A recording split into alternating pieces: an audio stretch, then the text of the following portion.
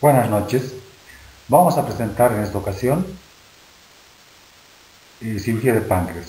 El páncreas es un órgano muy complejo, es una glándula de secreción mixta, interna y externa, y debe ser abordado por diferentes disciplinas, fundamentalmente la gastroenterología y la endocrinología. Eventualmente se requiere tratamiento quirúrgico y nos vamos a enfocar en esta ocasión a este enfoque, el enfoque quirúrgico de algunas patologías del páncreas.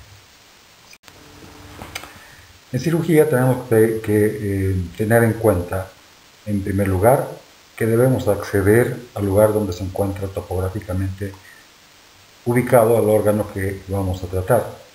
Es así que tenemos que considerar la forma de abordaje, que puede ser por cirugía abierta o por cirugía laparoscópica. En el caso de la cirugía abierta o convencional, vamos a elegir siempre las incisiones que caen directamente sobre el órgano. En este caso, en el caso del páncreas, vamos a preferir una incisión mediana supraumbilical con la probabilidad de prolongación al espacio infraumbilical en caso de necesidad. También se puede realizar una incisión subcostal izquierda y con prolongación derecha. Esta ocasionalmente algunos cirujanos la mencionan como incisión en boca de horno.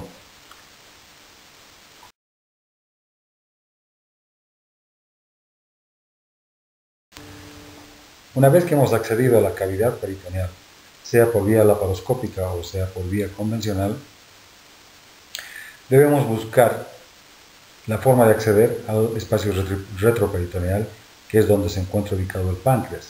Podemos hacerlo a través del epiplón menor o epiplón gastrohepático, a través del mesocolon transverso, o la vía más adecuada para acceder a toda la glándula es el espacio gastrocolónico.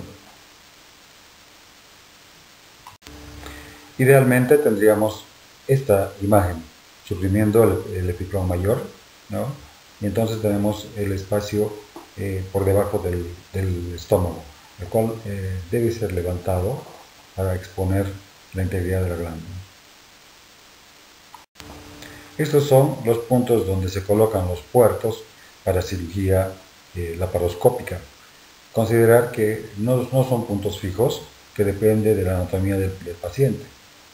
Es muy diferente un paciente delgado que un paciente obeso, pero eventualmente son estos 5 puertos los propuestos tácticamente.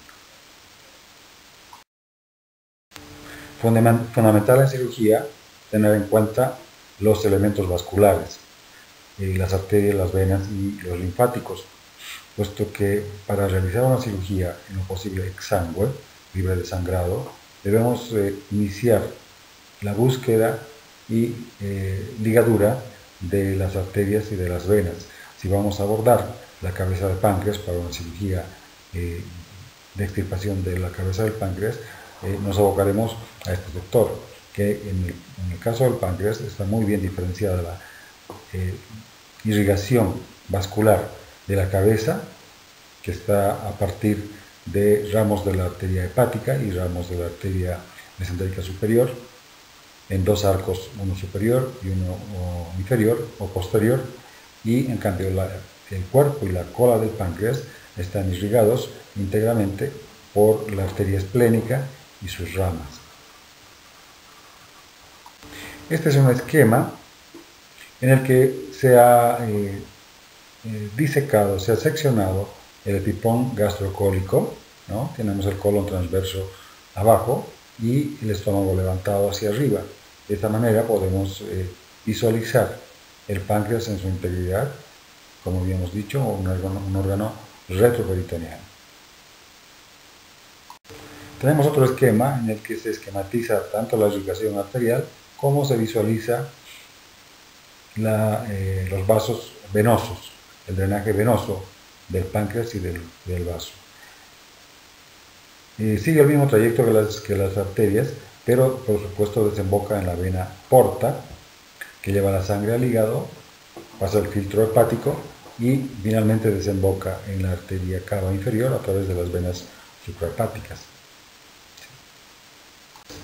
Elementos igualmente importantes, la circulación linfática con los ganglios linfáticos, grupos ganglionales que deben ser identificados, extirpados en caso de enfermedades malignas, en caso de cáncer, deben ser perfectamente identificados, contados, y el patólogo debe darnos un informe histopatológico de cuántos ganglios están afectados y su localización para tener una correcta estratificación de la enfermedad y el pronóstico del paciente. Hemos mencionado que el páncreas es un órgano, es una glándula de secreción mixta. El páncreas endocrino secreta 3 hormonas, la insulina, el glucagón y la somatostatina, que vertidos a la sangre, a través de la sangre, llegan a los órganos blancos. El páncreas exócrino, en cambio, vierte su producción mediante el conducto de Wilson al duodeno. Es capaz de producir enzimas que van a digerir los alimentos que hemos ingerido, las proteínas hasta el estado de aminoácidos, los hidratos de carbono, los polisacáridos hasta el estado de monosacáridos y las grasas al estado de ácidos grasos y glicerol. Vamos a considerar un par de anomalías congénitas. Sabemos que el páncreas está circunscrito por el duodeno, por el marco duodenal, se encuentra en íntimo contacto con la cara medial del marco duodenal. Sin embargo, eventualmente, algunos niños nacen con una malformación que se llama páncreas anular, es decir, que el páncreas rodea totalmente la circunferencia del duodeno, estrechando su luz. El caso que se presenta en la diapositiva corresponde a una forma muy fácil técnicamente de resolver, y consiste en hacer una incisión longitudinal en el duodeno, incluyendo el anillo pancreático, y hacer una sutura transversal para solucionar la estenosis. Otra malformación congénita importante de mencionar es el páncreas ectópico, que es un tumor submucoso que eventualmente es un hallazgo de la endoscopía, que no tiene una clínica particular, es decir, difícilmente se sospecha su existencia, sino es más bien, como dije, un hallazgo del estudio endoscópico, y nos va a mostrar la histopatología, tejido típicamente pancreático con capacidad de producir tanto hormonas como enzimas. Su ubicación más frecuente es en el estómago, pero también puede ubicarse en el intestino delgado y en el divertículo de Meckel. La patología pancreática más frecuentemente encontrada en la práctica clínica es la pancreatitis aguda, que puede ser leve o puede ser grave, puede ser edematosa o puede ser necrohemorrágica. No necesariamente está relacionada la necrosis con la gravedad de la pancreatitis. En realidad, hablamos de pancreatitis aguda cuando ésta es capaz de producir repercusión sistémica en el paciente, no solamente las lesiones locales. Si bien una necrosis puede terminar con un absceso pancreático y sepsis del paciente, que constituyen un riesgo adicional, en realidad nos referimos a la pancreatitis aguda grave cuando ésta es capaz de producir daño sistémico, es decir, daño en órganos alejados, por ejemplo, en el riñón, en el pulmón, en el corazón o en el sistema nervioso central. Produce una toxicidad muy importante con grave deterioro del paciente y alta morbimortalidad. Es cierto también que más del 80% de las pancreatitis agudas tienen curso leve y pueden ser incluso subclínicas con muy poca sintomatología y el paciente pasar en su casa. Pero este 20% de pacientes que hacen una pancreatitis aguda grave tienen una alta mortalidad. Por tanto, la pancreatitis aguda debe ser considerada siempre con alta probabilidad de complicaciones. Por tanto, debe ser manejada con mucho cuidado. Todos los pacientes con pancreatitis aguda deben ser internados. La pancreatitis aguda tiene múltiples etiologías. Las más frecuentes son la biliar u obstructiva, y la pancreatitis alcohólica. En nuestro medio, la etiología más frecuente es, sin duda, la pancreatitis obstructiva de origen biliar, es decir, que cálculos formados en la vesícula biliar son propulsados hacia la vía biliar principal, obstruyendo el colédoco distal, lo cual impide el flujo de bilis y de jugo pancreático hacia el duodeno. Se produce la activación de las proenzimas pancreáticas dentro del órgano con autodigestión del mismo, conduciendo a el cuadro de pancreatitis aguda obstructiva. En cambio, la pancreatitis alcohólica, que es menos frecuente en nuestro medio, pero muy frecuente, la más frecuente en Europa y Asia, requiere, teóricamente, de la ingesta prolongada de alcohol. Alrededor de 10 años de ingesta cotidiana de alcohol van a conducir a el cuadro de pancreatitis aguda, que puede ser muy grave, probablemente más grave que la pancreatitis de etiología obstructiva. El cuadro clínico de la pancreatitis aguda comprende síntomas y signos. Los síntomas más frecuentes son el dolor, que es de gran intensidad, es tipo continuo, terebrante, con irradiación dorsal, en faja o en cinturón. El paciente tiene náuseas y tiene vómitos incoercibles que no alivian el dolor.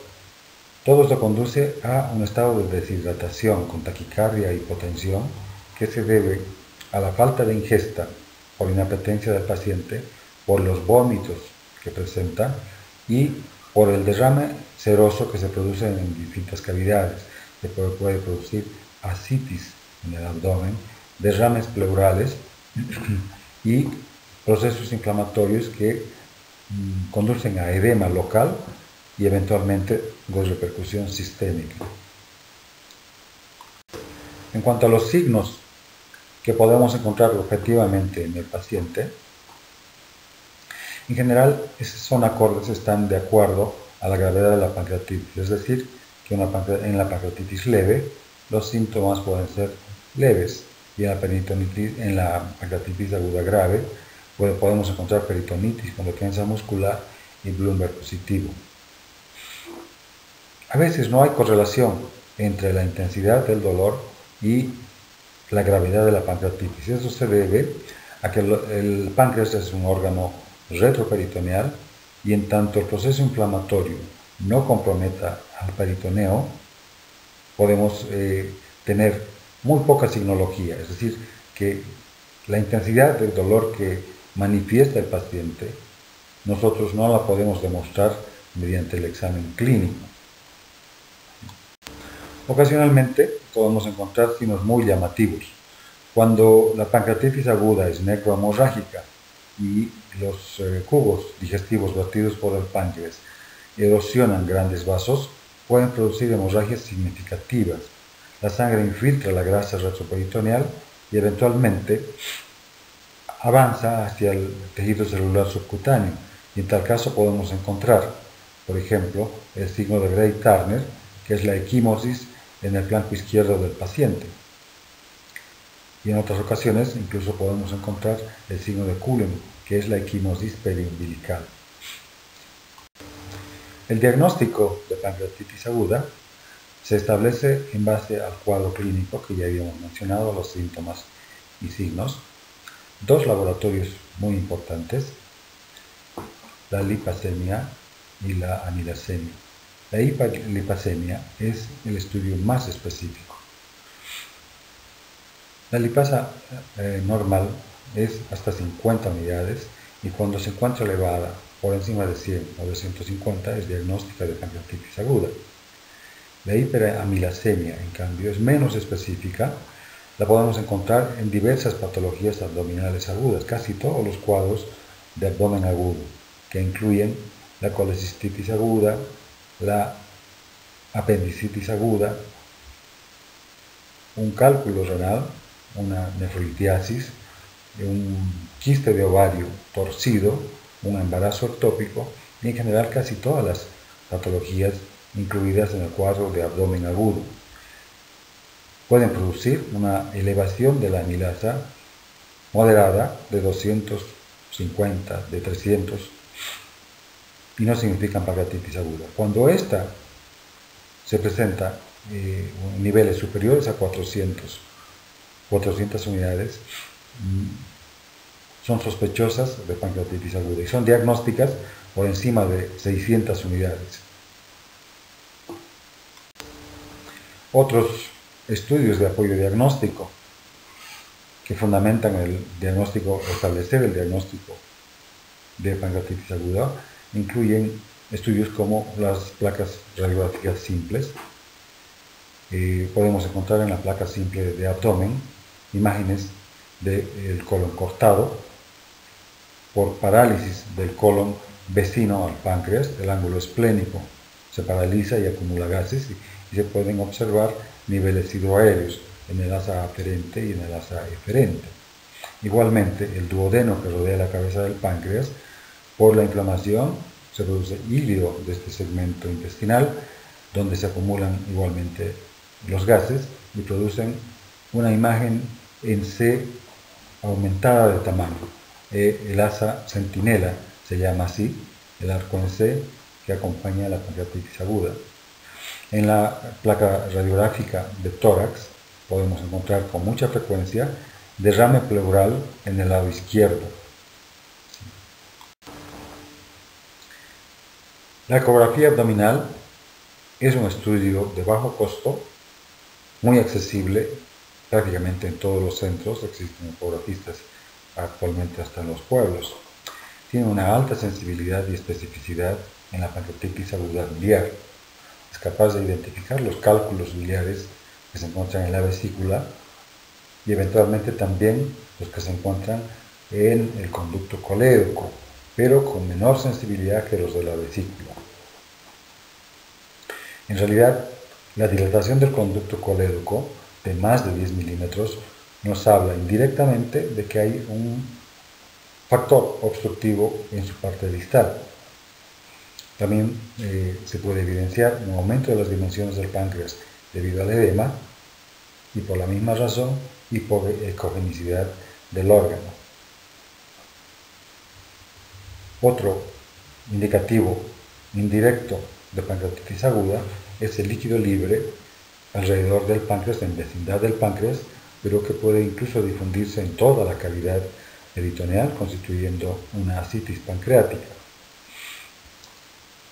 La desventaja de la ecografía abdominal en la pancreatitis aguda es que el paciente no está en ayunas, viene con un cuadro agudo, generalmente desencadenado por una ingesta copiosa de alimentos y bebidas, y por tanto se encuentra con mucho meteorismo intestinal, y el gas en los intestinos interfiere con la calidad de las imágenes. Idealmente la ecografía abdominal se realiza en pacientes con ayuno de 12 horas, pero indudablemente los pacientes con pancreatitis aguda no tienen esta posibilidad. La tomografía computada, en cambio, no requiere que el paciente esté en ayunas. La tomografía nos va a mostrar la imagen de todos los órganos de la cavidad peritoneal en cortes. Es muy útil la fase de contraste venosa portal, que se toma alrededor de los 65 a 70 segundos después de la inyección intravenosa del contraste. Nos permite evaluar la viabilidad del parénquima pancreático, el aire libre en la cavidad abdominal y colecciones líquidas. Estos dos últimos incluso pueden encontrarse, pueden observarse en un estudio sin contraste. Las desventajas de la tomografía computada son fundamentalmente que no se encuentra disponible en todos los centros. En segundo lugar, es un estudio caro y está contraindicado cuando hay insuficiencia renal, que es frecuente encontrar pacientes con insuficiencia renal prerrenal debido justamente al edema, a la pérdida de líquidos, a los vómitos y el estado de deshidratación del paciente. Es decir, la administración de yodo está contraindicada en la insuficiencia renal y por tanto limita la indicación de este estudio en todos los pacientes con pancreatitis aguda. Vemos imágenes tomográficas en las cuales se observa el páncreas con menor densidad, con dimensiones aumentadas y con colecciones líquidas alrededor del páncreas y distribuidas por toda la cavidad peritoneal, incluso retroperitoneal. Vemos alrededor de ambos riñones la colección de abundante cantidad de líquido. La resonancia magnética es otro estudio de alta sensibilidad y especificidad en la pancreatitis aguda. Nos puede demostrar con gran precisión la extensión de la necrosis, la inflamación, el líquido libre y la ventaja que tiene comparada con la tomografía computada es que puede mostrarnos estas imágenes sin la necesidad de usar contraste. La desventaja que tiene es que es aún más cara que la tomografía computada, es decir, la tomografía computada cuesta 10 veces más que una ecografía y la resonancia magnética cuesta 10 veces más que una tomografía y está disponible solamente en centros de alta complejidad, muy pocos en nuestro medio. La ecoendoscopía es otro estudio actual de gran importancia, de gran sensibilidad y especificidad, que se realiza mediante un endoscopio provisto de un transductor ecográfico que es capaz de demostrarnos imágenes a través de una ventana muy próxima al órgano afectado, en este caso el páncreas. Podemos visualizar con toda prolijidad la vía biliar principal, eventualmente los cálculos que se encuentran ocupando este conducto y tiene la ventaja frente a la ERCP de que es un estudio no invasivo. La ERCP es un estudio que nos permite, tiene la ventaja frente a la ecoendoscopía de eventualmente hacer tratamiento, es decir, hacer una papilotomía y extraer los cálculos. La ecoendoscopía se limita a mostrarnos las imágenes. La ventaja de usar este estudio es que en caso de no encontrarse, de no evidenciarse cálculos en la vía biliar, nos evita hacer la ERCP y las probables complicaciones que puede tener este estudio, la ERCP, que puede producir hasta el 1% de los pacientes pancreatitis aguda, y también están descritas las perforaciones de esófago y perforaciones intestinales. En cuanto a la valoración de la gravedad de la pancreatitis aguda,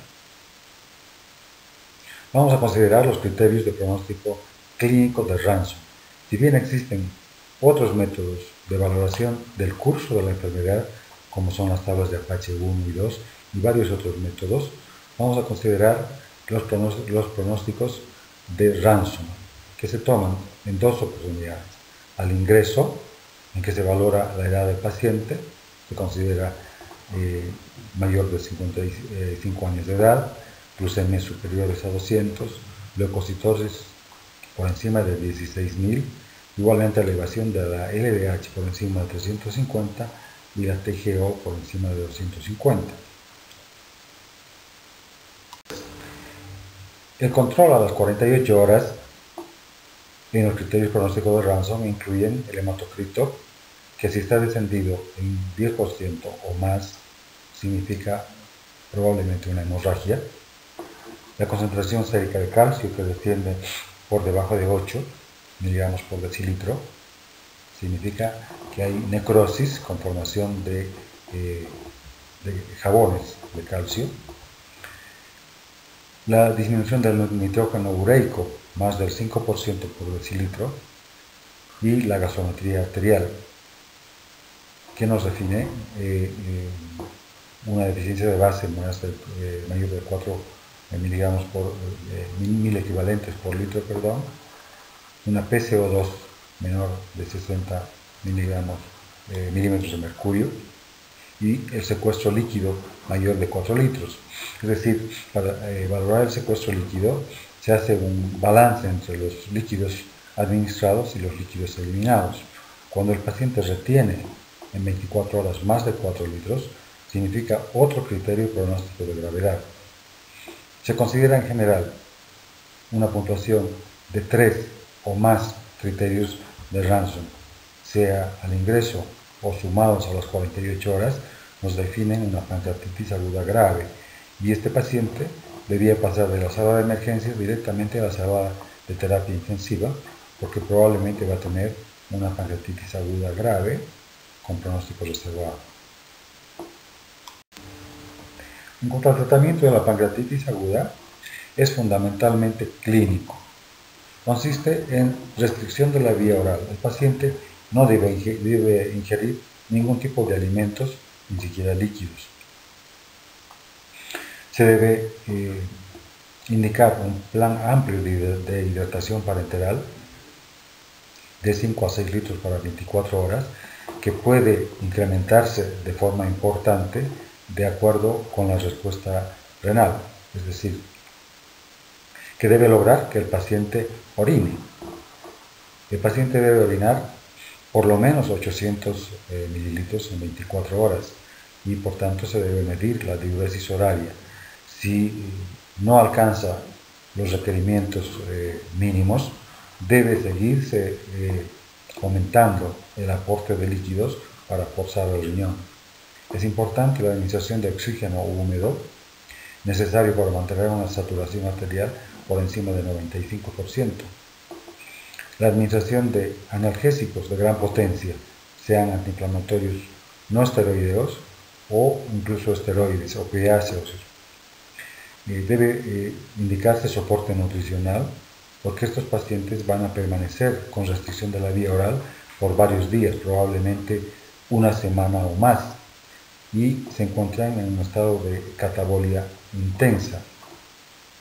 Se elige eventualmente la alimentación enteral porque tiene menos complicaciones infecciosas y se realiza a través de una sonda de alimentación que se instala a través de la nariz o a través de la boca y que debe progresar más allá del ángulo de Treitz para evitar el estímulo de los alimentos en el estómago y en el duodeno que pueden estimular la secreción pancreática y agravar el cuadro. La nutrición parenteral total aumenta las complicaciones infecciosas por Staphylococcus, especialmente cuando se hace una vía central que es necesaria para controlar la presión venosa central del paciente y valorar su estado hemodinámico. En este caso, también aumenta la translocación bacteriana por atrofia de la mucosa. Al no recibir alimentos, la mucosa del intestino se atrofia y se coloniza con bacterias retrógradas por el hilio intestinal, es decir, por la parálisis del intestino. Las bacterias que habitualmente habitan el intestino distal pueden colonizar el intestino más próximo, donde no se encuentran normalmente gram negativos y menos anaerobios. La ERCP o CEPRE en español, colangiopancreatografía retrógrada endoscópica, está indicada en la pancreatitis aguda obstructiva o biliar, cuando la obstrucción es persistente y se pudo diagnosticar por otros medios como la ecografía o, ya mencionamos antes, la ecoendoscopía. Consiste en canular la vía biliar principal, administrar un medio de contraste yodado y visualizar el árbol biliar. Eventualmente demostrar la existencia de cálculos en el conducto colédoco, realizar una papilotomía endoscópica y extraer los cálculos hacia el duodeno. Este en realidad es un procedimiento quirúrgico endoscópico y es la única cirugía que se indica en la pancreatitis aguda en forma precoz.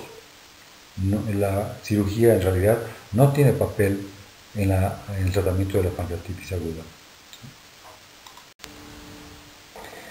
El tratamiento de la pancreatitis aguda es fundamentalmente clínico, como ya lo hemos mencionado. En general, la obstrucción de la vía biliar y pancreática se resuelve espontáneamente en 24 a 48 horas. La colangiopancreatografía retrógrada endoscópica está indicada en la pancreatitis biliar grave, porque en la leve, ya hemos mencionado, que la obstrucción se libera espontáneamente. Cuando la obstrucción es persistente, diagnosticada por otros medios como la ecografía y la econdoscopía, es cuando se puede realizar la colangiopancreatografía endoscópica con papilotomía y extracción de cálculos de la vía biliar. La colecistectomía laparoscópica está indicada en la pancreatitis aguda leve, cuando remite el cuadro clínico, el cuadro inflamatorio agudo del páncreas, para prevenir nuevos episodios de pancreatitis. Es decir, que la extirpación de la vesícula no es un tratamiento indicado para la pancreatitis aguda actual, sino para prevenir en el futuro nuevos episodios de pancreatitis obstructiva en nuestro paciente. En la pancreatitis aguda grave, en cambio, solo se realiza tratamiento conservador. En lo posible, no se debe operar a estos pacientes antes de las 6 semanas de iniciado el cuadro. Y no es recomendable operar a los pacientes con pancreatitis aguda grave, sino no se opera en realidad con intención de curar la pancreatitis, sino está indicada la cirugía en determinadas complicaciones de la enfermedad. Una complicación muy frecuente es la ascitis pancreática, que en general se resuelve espontáneamente porque el peritoneo tiene la capacidad de reabsorber el líquido que se ha producido por el edema y el proceso inflamatorio del páncreas. Otra complicación es la necrosis pancreática, que puede ser estéril o estar infectada. Se indica nefrosectomía, como hemos dicho, en lo posible tardía. En lo posible no se debe operar a los pacientes con pancreatitis aguda antes de las 6 semanas. Está demostrado que cuando se opera antes, es decir, en los primeros 14 días, la mortalidad de esos pacientes es del 77%. Cuando se opera entre los 15 y los 29 días, la mortalidad baja al 45%. Y cuando se opera después del mes, la mortalidad cae al 8%. Es decir, que no debemos apresurarnos a operar. La cirugía no es un tratamiento que resuelva la pancreatitis aguda. Otra complicación de la pancreatitis aguda es el pseudoquiste pancreático. Se llama pseudoquiste porque no tiene una cápsula propia, no tiene epitelio que lo recubra. Consiste en una corteza engrosada por depósito de tejido de granulación y de colágeno. Los síntomas son dolor persistente, saciedad precoz, náuseas y vómitos, pérdida de peso y puede encontrarse una hiperamilasemia persistente, prolongada. Lo habitual es que la pancreatitis aguda produce un aumento de la amilasa al inicio del cuadro, pero a las 24 a 48 horas este valor tiende a normalizarse. Si después de una semana encontramos hiperamilasemias moderadas de 250 de 300 unidades por decilitro, debemos sospechar la formación de pseudoquistes. Los pseudoquistes pueden estar en comunicación con la vía biliar principal o no. Pueden ser de tamaño variable y deben ser observados por controles ecográficos o por controles tomográficos. En general, los derrames líquidos producidos por la pancreatitis aguda se reabsorben por la capacidad que tiene el peritoneo de extracción.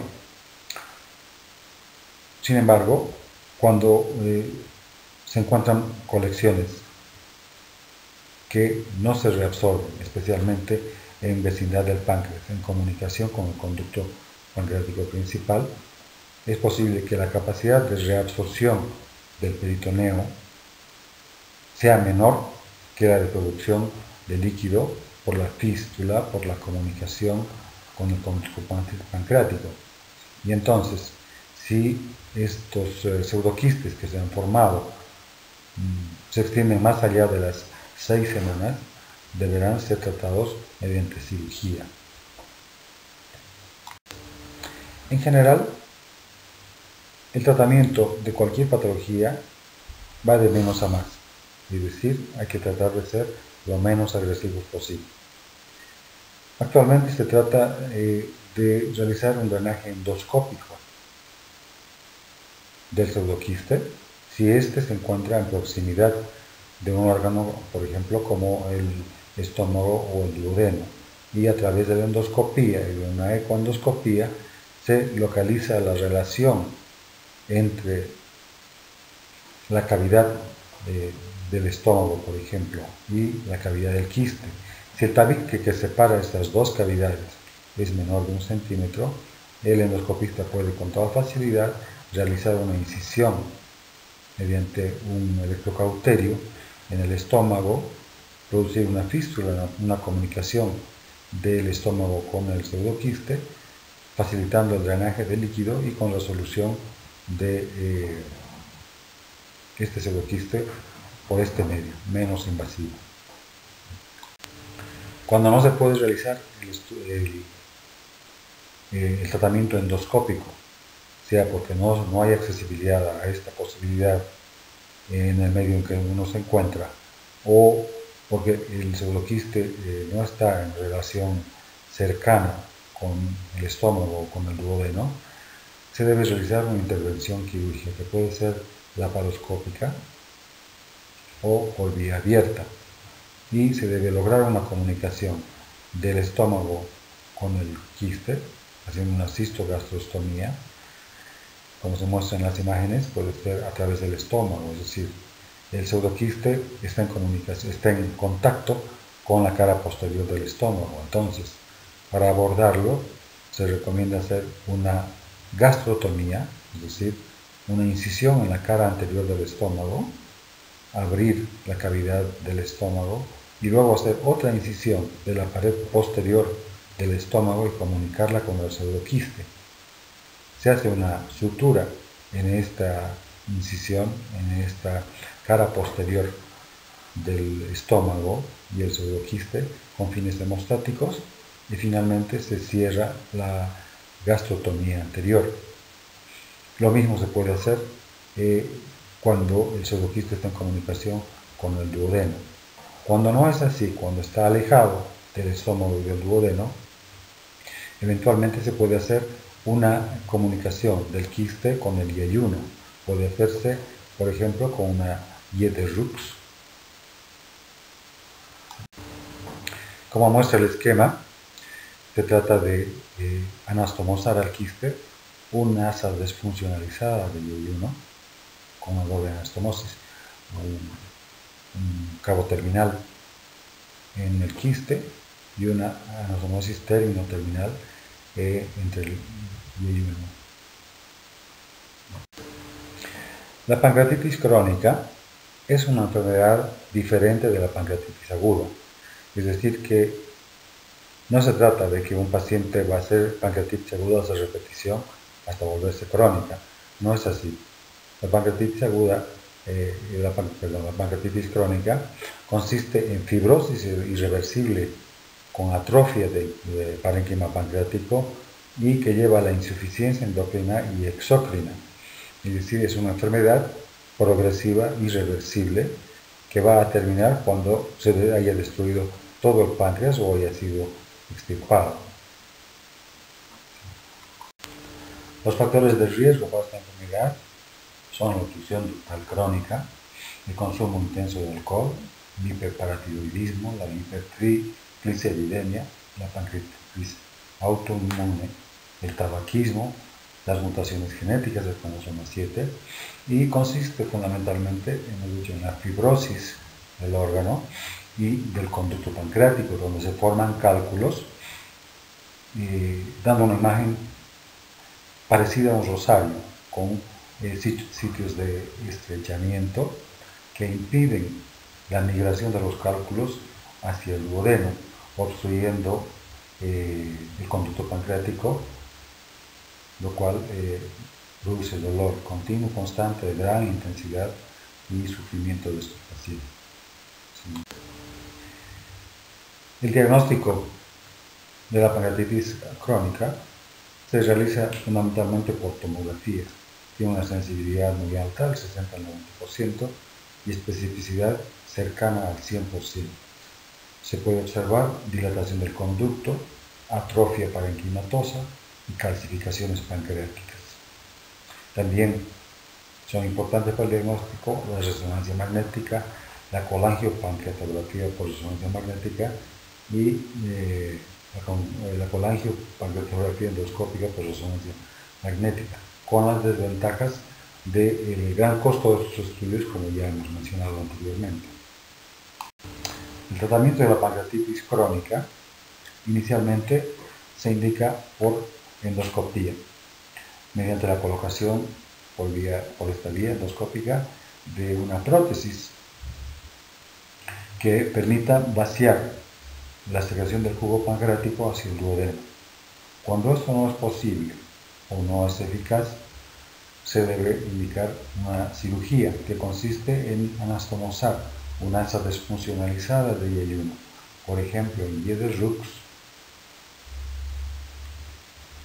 en la que se comunica esta asa desfuncionalizada con el conducto pancreático en toda su longitud, debido a que se producen en este conducto, por la fibrosis, estrechamientos que impiden la migración de los cálculos. Por tanto, la comunicación debe ser con todo el conducto para que los cálculos caigan directamente en esta asa anastomosada de yeyuno. Vamos a pasar a hablar de los tumores de páncreas. Entre ellos vamos a considerar en primer lugar las neoplasias quísticas del páncreas, que son de presentación rara, no son frecuentes. Son generalmente mucinosas y pueden ser de rama lateral o de rama principal, incluso de rama de tipo mixto. Es importante indicar la resección de estas neoplasias porque tienen potencial de malignizarse. El tumor más frecuente en el páncreas es el adenocarcinoma exócrino. Es el noveno cáncer más frecuente, pero constituye la cuarta causa de muerte por cáncer anual. Los factores de riesgo para la pancreatitis crónica son el tabaquismo, la obesidad y factores hereditarios, los cuales mostramos en la siguiente tabla.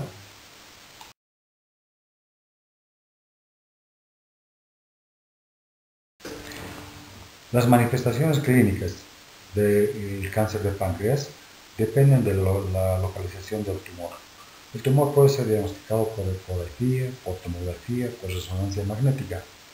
Cuando su localización es en cabeza de páncreas, cuando se tiene un cáncer periampular, los síntomas más importantes son la ictericia, que frecuentemente es indolora, pero la ausencia de dolor no descarta la posibilidad de un cáncer.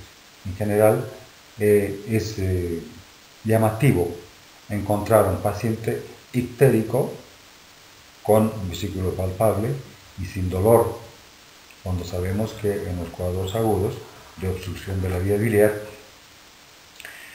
el dolor es el síntoma más importante. En este caso, como el crecimiento del tumor es paulatino, da tiempo para que se dilate la vía biliar sin producir dolor, pero puede igualmente acompañarse de dolor. Hay pérdida de peso en la mitad de los pacientes y la vesícula, como hemos dicho, es palpable en un tercio de los pacientes. Cuando el cáncer de páncreas se localiza en el cuerpo o en la cola, en cambio, no hay ictericia, porque la vía biliar está muy lejos, no logra el tumor obstruir la vía biliar y no hay retención de bilis. El dolor es el signo más importante, hay gran pérdida de peso, puede encontrarse eventualmente un ganglio supraclavicular izquierdo, se llama la ganglio de Virchow, que no es patognomónico de esta enfermedad. Se presenta también en el cáncer gástrico y en el cáncer de otros órganos abdominales. Puede eventualmente encontrarse una adenopatía periumbilical, que fue descrito por una monja, y en caso de diseminación peritoneal se produce afectación perirectal y puede evidenciarse por tacto rectal. Se llama la cáscara de Bloomer. Para el diagnóstico es importante el laboratorio. Estamos hablando del tumor de cabeza de páncreas.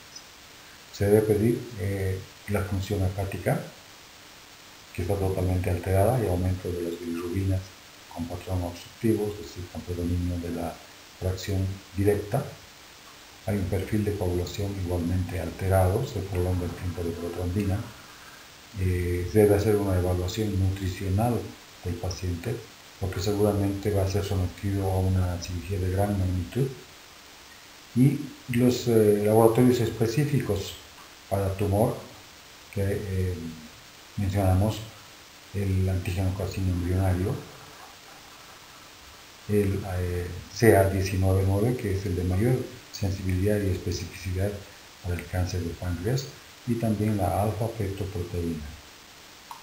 En cuanto a las imágenes, es la tomografía computada el estudio de elección, porque tiene una gran sensibilidad del 85%, permite una determinación precisa de la invasión tumoral, la relación del tumor con los grandes vasos abdominales, la aorta, la vena cava, la arteria mesentérica superior.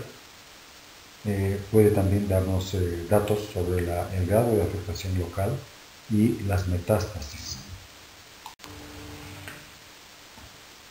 La colangiopancreatografía retrógrada endoscópica, si bien tiene el riesgo de infecciones por invasividad que ya hemos descrito en casos anteriores, nos permite realizar biopsia mediante el cepillado. Se puede tomar una muestra que se envía para estudio citológico y permite paliar la ictericia mediante el uso o la instalación de prótesis en el conducto pancreático, que garantiza el flujo de bilis y de jugo pancreático hacia el duodeno.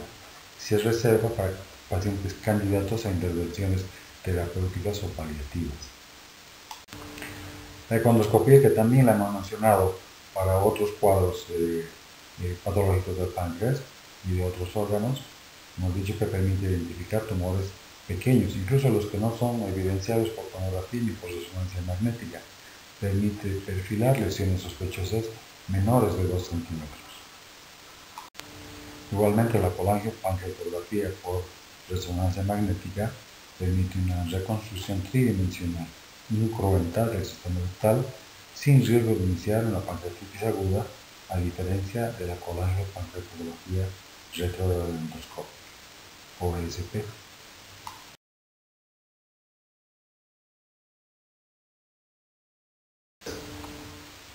La estratificación del tumor es fundamental para plantear la conducta que se va a tomar con este paciente. Consideramos resecables los tumores en los pacientes con estadio 1A y 2B, es decir, un tumor limitado al páncreas sin afectación del tronco celíaco ni de la arteria mesentérica superior. Son no resecables los pacientes que tienen una enfermedad con afectación de estadio 3, con tumor grado 4, que comprometen el tronco celíaco o la arteria mesentérica superior. La laparoscopía puede ser un estudio adicional que nos puede evitar hasta un 30% de laparotomías en pacientes estratificados por imagenología como resecables. Es decir, la visión directa de la cavidad peritoneal puede demostrar una siembra peritoneal, una extensión de la enfermedad local, una invasión de órganos vecinos que no ha sido posible por imágenes indirectas. El tratamiento quirúrgico sigue siendo potencialmente de mejor alcance curativo. Cuando el tumor se localiza en la cabeza del páncreas, se plantea realizar la operación de Whipple, que es la duodenopancreatectomía cefálica. En estos esquemas se muestra los órganos a ser resecados y la reconstrucción que debe realizarse después de esta resección masiva de órganos, en la que es necesario realizar 3 anastomosis.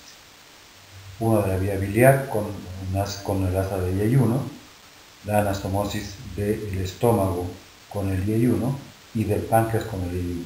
Este esquema nos muestra una manera de hacerlo que no es la única. En realidad es importante que estén hechas las 3 anastomosis, pero dependiendo de las características anatómicas del paciente, hay varias posibilidades que vamos a mostrar en las siguientes imágenes. Como vemos, estas son alternativas de reconstrucción que hemos planteado antes de la resección masiva de órganos del páncreas y del marco duodenal. Se puede anastomosar la vía biliar principal, el colédoco con el asa duodenal, e incluso se puede conservar la vesícula y anastomosarla con el duodeno o con el IEI-1, dependiendo de si la cirugía tiene intención paliativa o intención curativa. En cambio, cuando el tumor se localiza en el cuerpo o la cola del páncreas, se plantea realizar una esplenopancreatectomía, es decir, incluir el vaso en la resección, debido a que el páncreas, el cuerpo y la cola del páncreas, sabemos, está irrigado por la arteria esplénica, y debiendo ligar esta arteria en su origen, quedaría sin irrigación tanto el vaso como el cuerpo y la cola del páncreas. La dificultad de realizar esta cirugía en realidad está dada porque la sintomatología es tardía. El compromiso de las arterias esplénicas no contraindica la cirugía porque se van a resacar en bloque, y en cambio el compromiso del tronco celíaco sí la contraindica. Este es el esquema de la resección en bloque del vaso con el cuerpo y la cola del páncreas. Esa es la presentación del tema. Espero sus preguntas, ampliaciones eventuales, y les agradezco por su participación, por su asistencia.